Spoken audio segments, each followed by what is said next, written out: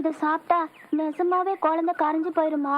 நானே கரைஞ்சிருவேன் எங்க ஆத்தா சொல்லுச்சு. யாருக்கு தெரியாம ஊருக்கு ஒதுக்குப்புறமா உட்காந்து பப்பாளியா திங்க பாக்குறீங்க? அப்படியே சாப்பிட்டா வாய் பொத்து போகும்டா. சீவி சாப்பிடணும். ஏண்டா இதுல என்ன சத்து இருக்குன்னு யாருக்காவது தெரியுமாடா? கண்ணு நல்லா தெரியும், காது நல்லா கேட்கும். வயிற்றுல இருக்கிற புழு பூச்சி எல்லாம் செத்து போயிரும். ஓ, இதுல அவ்வளவு விஷயம் இருக்கா? அப்ப நீ சாப்பிடுமா. நிறுத்தியா? ஏய், அப்பி போடு வண்டி. உனக்கு வேணா வேற பழம் வாங்கி தர்றேன். புள்ள சாப்பிடறத தடுக்காத. நீ சாப்பிடுமா. உனக்கு அறிவு இருக்காயா? பட்டாளத்துல இருந்து அப்படி முட்டாத்தனமா இருக்கே. என்ன சொல்ற? பப்பாளி தின்னா வயித்துல இருக்கிற பிள்ளை கரைஞ்சிருமையா? மாசமா இருக்கிற பொண்ணுங்க மாங்காய் திங்கலாம், புளியங்காய் திங்கலாம், சாம்பா திங்கலாம், பப்பாளி திங்க கூடாதுயா. என் வீட்டுல இருந்தா இப்படி எல்லாம் செய்வியா? வா உங்க ஆத்தா கிட்ட பேசிக்கிறேன். அது எப்படிங்க? கண்ணு நல்லா தெரியுங்களா?